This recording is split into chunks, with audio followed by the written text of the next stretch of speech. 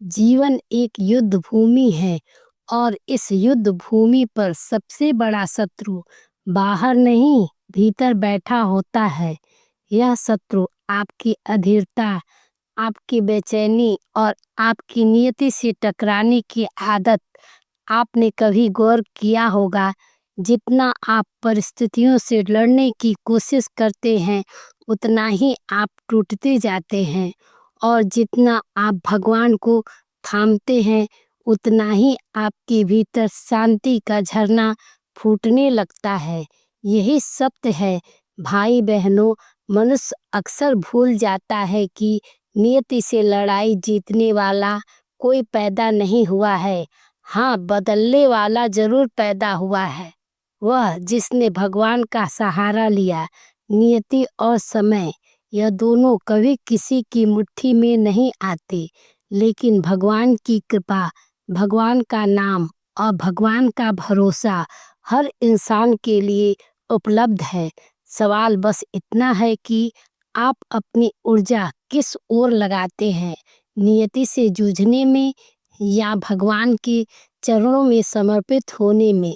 जरा सोचिए, एक नदी बह रही है, आप उसे रोकने की कोशिश करेंगे तो आप थक जाएंगे, टूट जाएंगे, लेकिन नदी नहीं रुकेगी। पर यदि आप नाव बनाकर उसी नदी में बैठ गए तो वही धारा आपको मंजिल तक ले जाएगी। यही फर्क है नियति से लड़ने और भगवान का सहारा लेने में। अब आप सोच रहे होंगे, तो क्या हमें प्रयास ही छोड़ देना चाहिए? नहीं, प्रयास छोड़ना कमजोरी है, पर प्रयास करते हुए भी मन को भगवान से जोड़े रखना ही असली ताकत है। यही वह शक्ति है जो हजार तूफानों में भी आपके भीतर शांति बनाए रखती है। गीता में भी श्री कृष्ण ने कहा है, मम काम शरणम। वज्र यानी सारी उलझनों से निकलने का एक ही रास्ता है, समर्पण। अगर अब तक की बातें आपके दिल को छू रही हो तो एक लाइक जरूर करें और कमेंट में बस इतना लिखें, मैं भगवान का सहारा लूँगा। आइए आगे बढ़ते हैं। जीवन का सबसे बड़ा धोखा यह है कि इंसान सोचता है, मैं अपनी मेहनत से सब कुछ बदल दूंगा। मेहनत जरूरी है, पर याद रखिए, मेहनत और परिणाम के बीच एक सेतु है, भगवान की इच्छा। आप खेत में बीज डाल सकते हैं, लेकिन बारिश लाने की ताकत आपके पास नहीं है। यही नियति है, और बारिश का समय कौन तय करता है? भगवान। कभी आपने ध्यान दिया, जब बच्चा रोता है तो माँ तुरंत उसे गोद में उठा लेती है।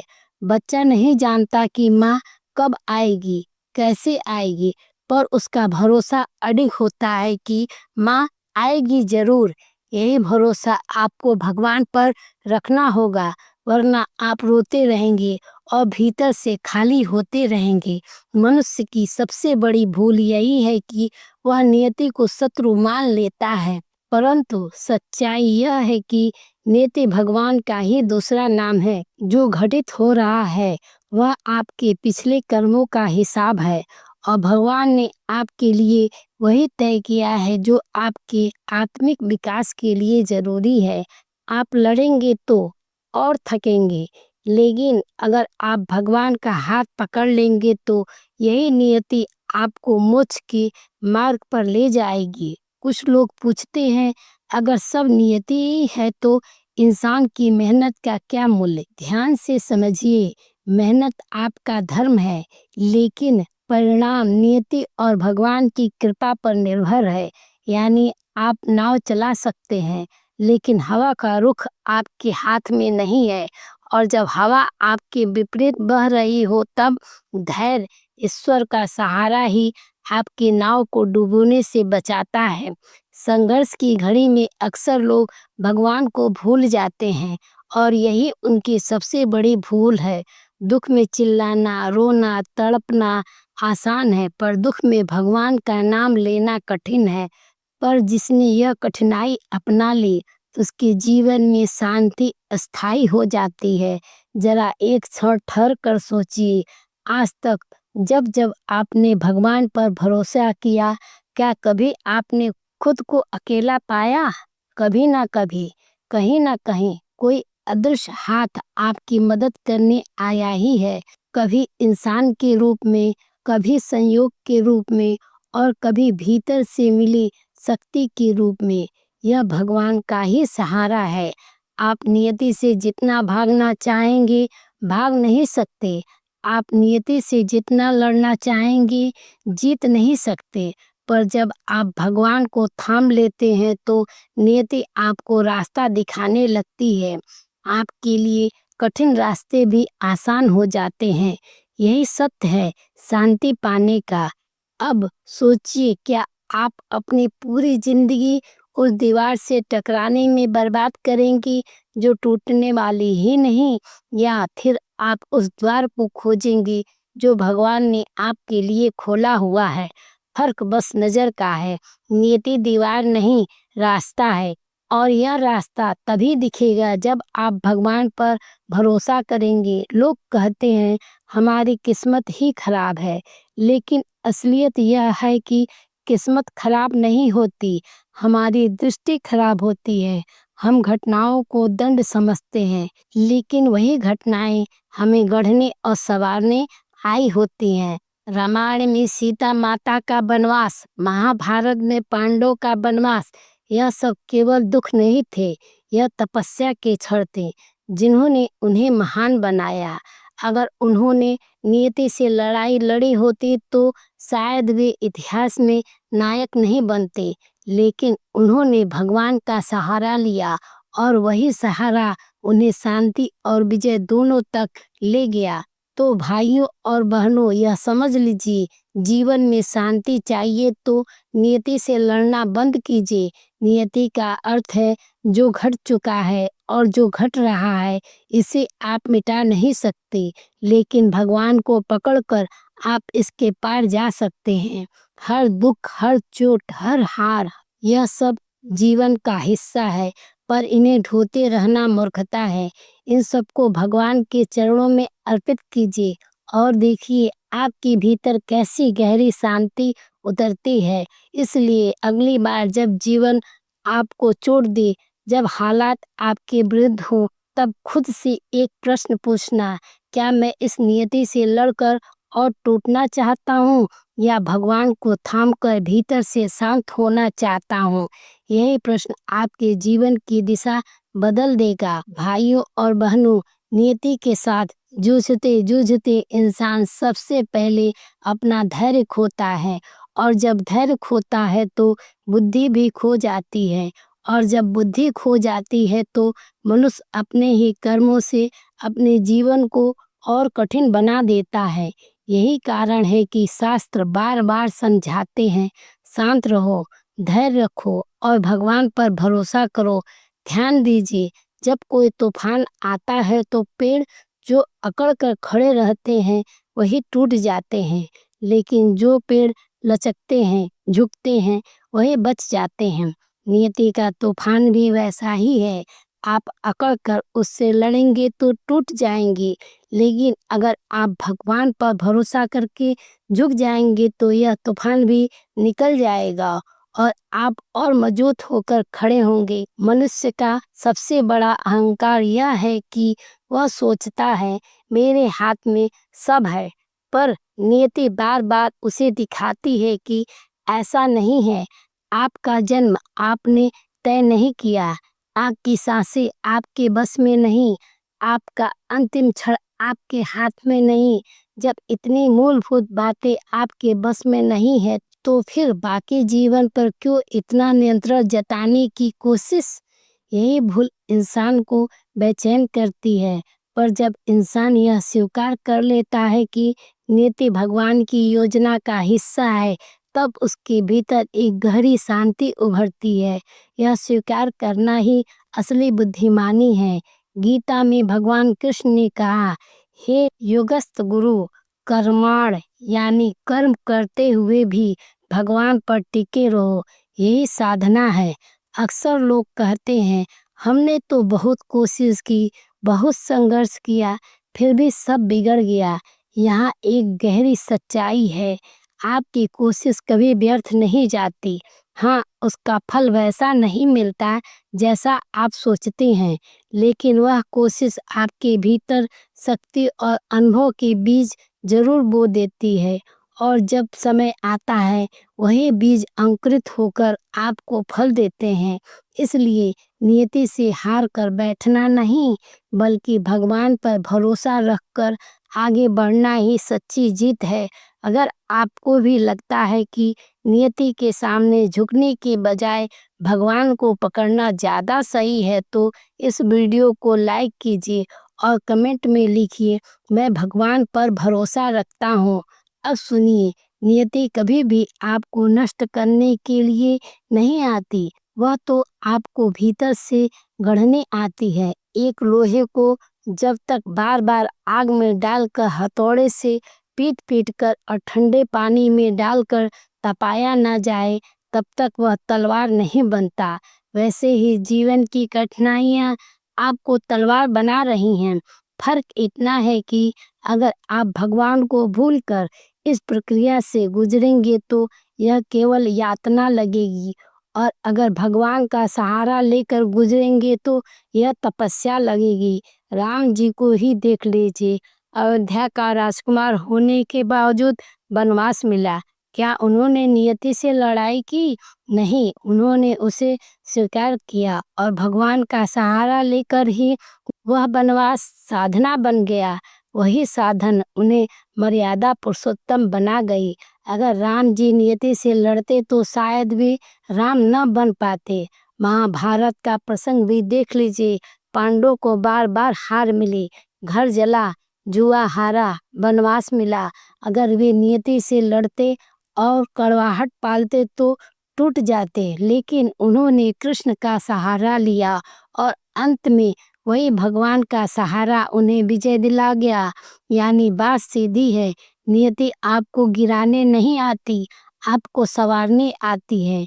लेकिन यह तभी संभव है जब आप अपने भीतर यह विश्वास जगा लें कि भगवान आपके साथ है। भाइयों बहनों, नियति को गाली देने से कुछ नहीं होता, वह तो एक शिक्षक है, वह सिखाने आई है। लेकिन भगवान को याद करके उसका सहारा लेकर ही आप उस शिक्षा को समझ सकते हैं। जीवन की सबसे बड़ी गलती यह है कि लोग शांति गलत जगह खोजते हैं। कोई धन में खोजता है, तो कोई संबंधों में, तो कोई उपलब्धियों में, लेकिन जब नियति इन सबको हिला देती है तो सब बिखर जाते हैं। लेकिन जो भगवान में शांति खोजता है, वह कभी बिखरता नहीं। रामचरितमानस में गोस्वामी तुलसीदास जी ने लिखा है, धीरज धर्म मित्र और नारी आपत्ति काल पर रखिए। यानी संकट के समय ही सबकी असली पहचान होती है, और संकट के समय अगर आप भगवान को पहचान ले तो वही सबसे बड़ा धन है। नियति से लड़ना आग से लड़ने जैसा है, जितना लड़ेंगे उतना जलेंगे, लेकिन भगवान का सहारा लेना पानी से जुड़ने जैसा है, जितना जुड़ेंगे उतना ठंडक और शांति मिलेगी। जो भी कठिनाइयाँ आई, उसमें कहीं ना कहीं भगवान ने आपको सहारा नहीं दिया। कोई व्यक्ति आया, कोई अवसर मिला, कोई रास्ता खुला, यह सब भगवान के संकेत थे। लेकिन हम अक्सर शिकायत में इतने उलझे रहते हैं कि भगवान की कृपा देख नहीं पाते। इसलिए मैं आपसे कहती हूँ, नियति से मत लड़ो, यह लड़ाई जीतने वाली नहीं है। भगवान का सहारा लो, वही तुम्हें ताकत देगा, वही तुम्हें शांति देगा। आपको एक गहरी बात बताती हूँ, नियति हमेशा आपके कर्मों के अनुसार चलती है, लेकिन भगवान आपके भावों के अनुसार कृपा करते हैं। यानी कर्मों से बनी नियति कठोर हो सकती है, पर भगवान का सहारा लेने पर वही कठोरता भी मधुर बन जाती है। जैसे एक कैदी को सजा मिलती है, वह नियति है, लेकिन अगर राजा उस पर दया कर दे तो वही सजा हल्की हो सकती है। वैसे ही भगवान का सहारा ही नियति की कठोरता को हल्का बना देता है। आप जीवन को जितना भी समझे, अंत में आपको यह स्वीकार करना ही होगा कि इंसान अकेले कुछ नहीं है। जब तक भगवान का हाथ आपके सिर पर नहीं है, तब तक शांति का अनुभव असंभव है। इसलिए भाइयों और बहनों, अपनी ऊर्जा नियति से जूझने में मत गवाइए। नियति को भगवान की योजना मानकर स्वीकार करिए और भगवान का सहारा लेकर आगे बढ़िए। यही मार्ग शांति का है, यही मार्ग मुक्ति का है। भाइयों और बहनों, नियति से जूझते जूझते इंसान अपने भीतर का चैन खो बैठता है, और जब चैन चला जाए तो जीवन किसी कैद से कम नहीं रहता। लेकिन याद रखिए, भगवान का सहारा लेने वाला कभी कैदी नहीं होता। वह हर परिस्थिति में स्वतंत्र रहता है, क्योंकि उसकी आत्मा जानती है यह सब क्षणिक है और भगवान मेरे साथ हैं। दुनिया का सबसे बड़ा झूठ यही है कि सब कुछ मेरे बस में है, और सबसे बड़ा सच यही है कि सब कुछ भगवान के बस में है। जो इस सच को स्वीकार कर लेता है, वह जीवन में कभी नहीं हारता। नियति का खेल हमेशा चलता रहेगा, कभी सुख देगा, कभी दुख, कभी सम्मान देगा, कभी अपमान, कभी जीत दिलाएगा, कभी हार। लेकिन भगवान का सहारा लेने वाला इन सब से पार चला जाता है। वह न सुख में डगमगाता है, न दुख में टूटता है। उसकी आत्मा संतुलित रहती है। गीता में भगवान कृष्ण ने यही तो कहा है, समत्वम योग उच्यते, यानी सुख दुख, लाभ हानि, जीत हार में संतुलित रहना ही योग है। और यह संतुलन अकेले इंसान की ताकत से नहीं आता। यह संतुलन तभी आता है जब आप भगवान का सहारा लेते हैं। सोचिए, अगर नियति के आगे ही झुकना है तो क्यों ना उसे भगवान का ही रूप मान लिया जाए।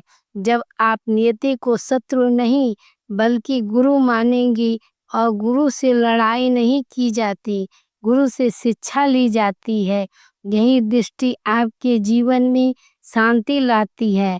राम जी का वनवास, पांडवों का वनवास, मीरा की पीड़ा, तुलसीदास की तन्हाई, इन सब के पीछे नियति थी, लेकिन उन्होंने भगवान का सहारा लिया, इसलिए वही नियति उन्हें महानता तक ले गई। यही अंतर है साधारण और असाधारण जीवन का। भाइयों और बहनों, नियति से मत लड़िए, यह तुम्हें थका देगा, यह तुम्हें कड़वा बना देगा। भगवान का सहारा लीजिए, यह तुम्हें शांत करेगा, यह तुम्हें गहरा बनाएगा। यह जीवन का सबसे बड़ा सत्य है। अब आखिर में मैं आपसे यही कहना चाहती हूँ कि जब भी नियति चोट करे तो आंखें बंद कर लीजिए और एक पल को भगवान का नाम लीजिए। देखिए कैसे भीतर से एक शक्ति उठेगी, कैसे आपके आंसू मोती बन जाएंगी, और कैसे आपकी बेचैनी शांति में बदल जाएगी। याद रखिए, जीत नियति से लड़ने में नहीं, भगवान का सहारा लेने में है, और जो शांति भी उसी में है। तो भाइयों और बहनों, आज से वचन दीजिए, नियति से नहीं लड़ेंगे, भगवान का सहारा लेंगे और शांति पाएंगे। अगर यह बातें आपके दिल तक पहुंचती है तो इस वीडियो को अपने सभी प्रियजनों के साथ शेयर कीजिए, ताकि वे समझ सकें जीवन का असली सहारा कौन है। और कमेंट में लिखिए, भगवान ही मेरा सहारा है। हम फिर मिलेंगे एक और गहरी और जीवन बदलने वाली बात के साथ, केवल हमारे चैनल प्रभु की कृपा अनीता मेहत्रा मार्ग पर। तब तक भगवान के नाम में डूबे रहिए, शांति पाते रहिए और नियति को भगवान का रूप मानकर जीवन जीते रहिए। धन्यवाद दोस्तों। हर हर महादेव की जय। बाबा भोलेनाथ आप सबकी रक्षा करें। बाबा भोलेनाथ की कृपा दृष्टि आप पर सदा बनी रहे।